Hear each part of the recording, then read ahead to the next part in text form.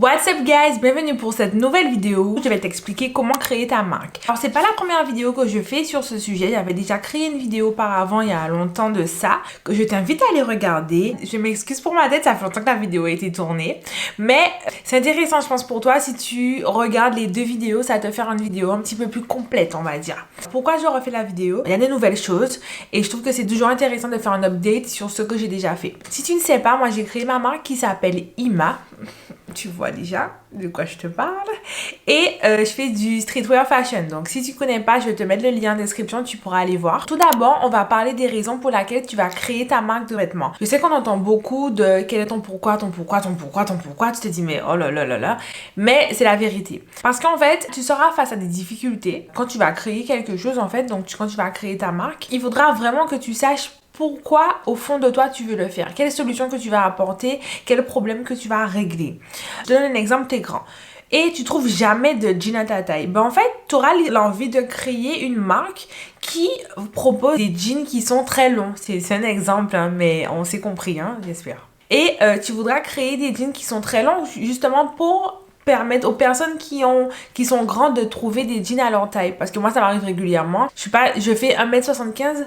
Frère, les jeans, laisse tomber. Hein. Ils sont courts. C'est-à-dire qu'en fait, ils sont pas aussi longs que sur quelqu'un qui fait 1m60 par exemple ou 1m65. C'est vraiment différent. Proposer quelque chose où tu règles un problème, ou tu trouves pas de vêtements qui sont créatifs, ou bien tu trouves pas de vêtements grande taille. Donc voilà, il faut que tu saches pourquoi tu veux le faire. Ou bien simplement, ton pourquoi sera de vouloir aider les autres. Donc ce que je veux te dire, c'est vraiment trouve la raison pour laquelle tu as envie de créer ta marque. Fais une introspection et cherche en toi les raisons pour lesquelles tu as envie de créer. Tout simplement. La deuxième étape, ce serait de faire un brainstorming. J'aime bien utiliser ce terme, c'est vraiment un mélange d'idées. Donc, fais un brainstorming de ta vision. Plus ta vision est claire, mieux c'est pour avancer. Prends le temps qu'il te faut, ne bâcle pas cette étape. Pour moi, c'est l'étape la plus importante de la création d'une marque. Pourquoi? Parce qu'on a tendance à aller très vite et on oublie cette étape qui est vraiment primordiale. Il faut que tu apprennes à connaître ta vision. Où tu veux aller? Qu'est-ce que tu veux faire? Moi, ma marque, elle s'appelle Ima. Du coup, c'est mon deuxième prénom. Je te dis pas d'inventer un mot ou de pas prendre ton prénom. Peu importe ce que tu as choisi, mais il faut que ça résonne avec toi. Que ce soit vraiment dans tes valeurs. Donc, réfléchis bien à ce que tu veux. Tu vas choisir le nom de ta marque. Tu vas choisir ton logo. Quelque chose qui te représente. Les couleurs de ta marque, etc. La vision. Où tu veux aller. Pour ton logo, n'hésite pas de passer par un professionnel. Ils seront toujours mieux que toi. Faire un logo, tout simplement. Donc, il faut vraiment que tu saches qu'est-ce que tu veux faire, qu'est-ce que tu veux proposer. Tu auras le plus de détails possible sur ta vision. Et en fait, tu pourras te fixer des objectifs clairs pour avancer. En fait, tu auras vraiment un suivi sur là où tu veux aller pour ta marque de vêtements et ce sera clair d'atteindre tes objectifs. Et ensuite, on passe à l'étape administrative. La partie que j'aime le moins mais qui n'est pas hyper compliquée. Il faudra que tu commences à déposer le nom de ta marque. Ceci n'est pas une obligation, je tiens à le dire. Pourquoi? Parce qu'en fait, c'est assez onéreux au départ, surtout si tu commences, tu n'as pas forcément les fonds pour. Je te conseille peut-être d'attendre quelques temps avant de rentrer un petit peu d'argent pour le faire. Faut savoir que tu vas déposer ton nom de marque à l'INPI, je vais te mettre le lien en description, et tu peux avoir des marques qui ont le même nom que toi, mais qui n'ont pas forcément le même secteur exactement que toi, donc ils auront des éléments de différenciation. Donc ça peut arriver qu'une marque a le même nom que toi. Donc t'inquiète pas, fais partie du jeu parce que forcément, il y a des gens qui ont peut-être la même idée que toi, le même nom, etc. Ensuite, tu vas acheter ton nom de domaine pour ton futur site internet. Si tu n'as pas encore vu la vidéo de comment créer ta boutique en ligne, je t'invite à aller la voir sur ma chaîne. Je t'explique aussi pourquoi c'est important d'acheter ton nom de domaine. Pour bien sécuriser le fait d'avoir le nom de ta marque qui est le même nom de ton site. Voilà, c'est super important. Le nom de domaine, ça va entre 15 20 $, mais ça va aussi entre 200 1000 $. Enfin voilà, ça dépend vraiment du nom que tu auras choisi. Ensuite, tu vas choisir ton statut. Alors, il faut bien faire des recherches sur ton statut parce que tout dépend si tu es seul à ouvrir ta marque de vêtements, si vous êtes plusieurs, si vous êtes deux, si vous êtes trois, ça dépend de tes besoins. Quand tu es tout seul, ben forcément c'est micro-entreprise, donc c'est assez simple.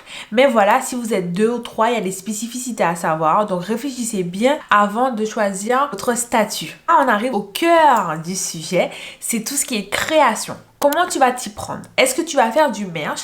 Est-ce que tu vas faire de la création pure? Je m'explique. Le merch, c'est quoi? Enfin, c'est comme ça que j'appelle ça. Je ne sais pas si ça s'appelle réellement comme ça, mais je crois. C'est vraiment, le fournisseur aura des types de vêtements qu'il fabrique. des pulls, des t-shirts, des pantalons, des jogging, des choses comme ça, ou des robes.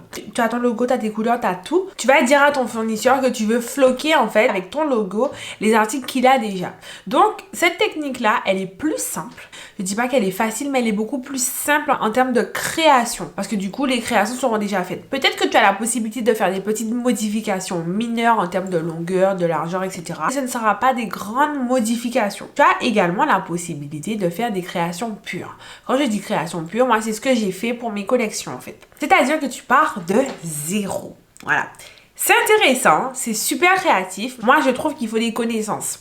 Des petites connaissances, mais quand tu vas discuter avec tes fournisseurs, eux vont attendre de toi que tu saches un peu ce que tu veux. Les étapes, si tu veux passer par ce type de création, c'est vraiment en premier temps, tu vas envoyer tes dessins, d'accord? Des dessins que tu as fait ou des dessins à plat que tu as fait faire par quelqu'un, je ne sais pas. Tu vas envoyer à ton fournisseur. Et tu vas également lui dire avec quel tissu tu veux travailler. Tu vas te les renvoyer. Donc, tu vas faire un sourcing de matière. Sourcing de matière, c'est quoi? C'est que tu vas recevoir plusieurs types de matières, plusieurs types de tissus que tu auras peut-être déjà sélectionnés au préalable. Tu vas lui dire que tu veux du coton, du jean, etc. Toi, tu vas choisir le tissu qui te correspond, que tu veux. Ensuite, il va te créer tes premiers prototypes. Tu vas lui envoyer aussi un tableau de mesure pour ta marque et il va te renvoyer un proto. Les protos que tu vas recevoir ne sont pas forcément à valider de suite. Pourquoi je dis ça? Parce que parfois, tu auras une idée dans la tête, tu vas recevoir et ce ne sera pas du tout ce que tu veux. Pas imaginer ça, tu penses que ça va pas tomber exactement sur ta cliente comme ça. Voilà, tu n'aimes pas. T'inquiète pas, c'est pas au premier proto ce que je te souhaite, mais ce qui n'arrive presque jamais. Au premier prototype, ce ne sera pas forcément validé. En fonction de ton deuxième, troisième, tu vas faire des essayages à chaque prototype reçu pour voir ce qui ne va pas. Tu modifies, donc admettons que la manche elle est trop longue, tu vas modifier, c'est trop large, etc. Tu vas apporter des modifications à ton vêtement pour que ton produit fini corresponde à ce que tu veux. Cette étape est primordiale. Il faut que tu sois vraiment au taquet sur tes prototypes, sur ce que tu veux. N'aie pas peur de dire non si c'est pas bon. Je répète. N'aie pas peur de dire non si c'est pas bon. Parce que quand ça passe en production, c'est foutu parce que tu ne peux pas rattraper ça et ça te coûte de l'argent. Voilà. Donc, sois vraiment au taquet sur ce que tu veux. Même si tu n'as pas d'expérience, c'est pas grave. Faut savoir dire non quand ça ne correspond pas. C'est super important, je le répète. L'étape pour moi qui est le top, c'est la production. Tu as validé tes prototypes, peu importe en création pure ou en merch. Ils vont passer en production. Ok? Donc, ça dépend du nombre d'exemplaires que tu auras choisi. Je te conseille de ne pas commencer par un grand stock. Commence par quelque chose de réaliste. Aussi parce que ça va te coûter de l'argent.